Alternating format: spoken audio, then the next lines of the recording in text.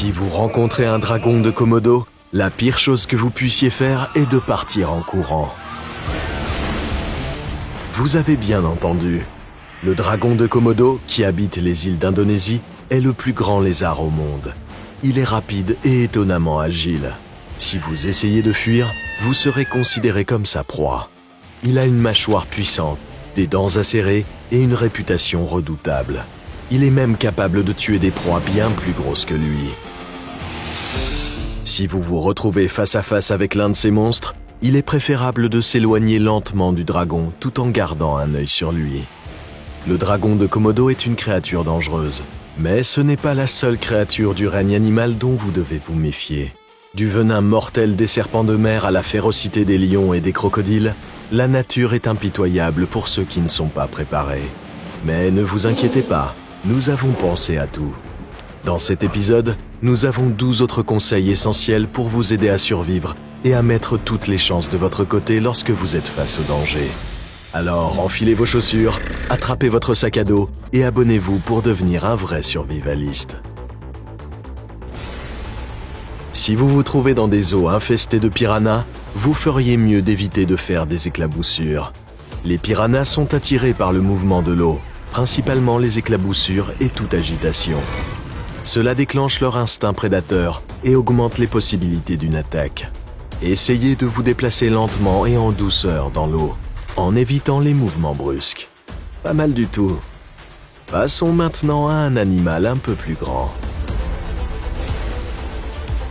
Si vous êtes avalé par une baleine, votre premier réflexe peut être de paniquer, mais vous devez garder votre sang-froid avant même de penser à vous échapper.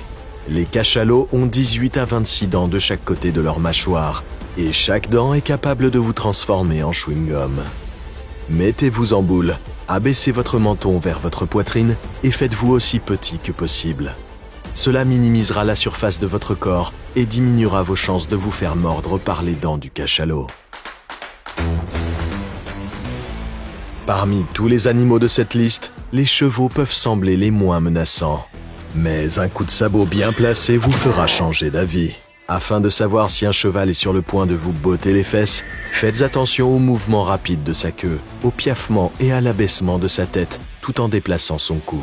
Si vous voyez ces signes alors que vous êtes derrière un cheval, ravi de vous avoir rencontré. Si vous êtes face à un tigre en pleine nature, il est important de rester calme et d'éviter tout contact visuel. Les tigres peuvent percevoir le contact visuel direct comme une menace, et cela peut les inciter à attaquer. Essayez plutôt de reculer lentement, tout en ne quittant pas ce grand félin des yeux. Les mères kangourous sont extrêmement protectrices envers leurs bébés et deviendront agressives si elles sentent que leur progéniture est menacée. Si vous voyez un kangourou avec son bébé, il vaut mieux les observer de loin et garder ses distances. Sauf si vous voulez subir la colère de la maman. Après avoir passé du temps dehors dans les herbes hautes, vérifiez que vous n'avez pas de tiques sur le corps. Faites particulièrement attention à votre cuir chevelu, derrière vos oreilles, sous vos bras et autour de votre taille. Vous pourriez avoir une mauvaise surprise. Si vous trouvez une tique, il faut la retirer correctement. Utilisez une pince à épiler ou un tire-tique pour saisir cet acarien le plus près possible de la peau et tirez-le tout droit. Assurez-vous de ne pas tordre ou secouer la tique, car sa bouche pourrait se détacher en laissant une partie dans votre peau. Ok, ça fait peur quand même. Passons au conseil suivant. Les oreilles d'un lion en disent long sur son humeur. Si celles-ci sont détendues et pointées vers l'avant, il est alors plutôt paisible. Mais si elles sont aplaties contre sa tête, il est d'humeur agressive et peut bondir à tout instant. Jugez l'état d'esprit d'un lion en observant comment il se tient ou se déplace. Si l'animal se tient droit, la tête relevée et la queue détendue, il ne se sent probablement pas menacé par votre présence. Cependant, s'il s'accroupit avec la tête basse et la queue agitée, il se prépare peut-être à bondir.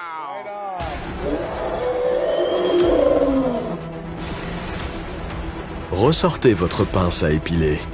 Vous avez besoin de retirer quelque chose d'autre. Si vous vous faites piquer par une raie, vous devrez d'abord retirer l'aiguillon s'il se trouve encore dans votre peau. Cela aidera à minimiser la quantité de venin qui pénètre dans votre corps. Regardez où vous marchez. Les crocodiles se trouvent le plus souvent près du bord de l'eau. Il est donc important d'éviter de marcher près de l'eau si vous vous trouvez dans une zone côtoyée par les crocodiles. Si vous devez traverser une rivière ou un ruisseau, cherchez un endroit peu profond. Pour être encore plus prudent, empruntez un pont s'il y en a un. Cela vous fera peut-être faire un petit détour, mais au moins vous serez sain et sauf. Je sais qu'on le voit sans cesse dans les films, mais n'aspirez pas le venin d'une morsure de serpent avec la bouche. Aspirer du venin, comme celui de la vipère des pyramides, ne fera qu'ajouter de nombreuses bactéries de votre bouche dans la plaie, augmentant ainsi votre risque d'infection. La meilleure chose à faire si vous êtes mordu par une vipère des pyramides ou tout autre serpent venimeux est de consulter un médecin de toute urgence. Si vous êtes piqué par une méduse boîte, rincez la zone touchée avec du vinaigre.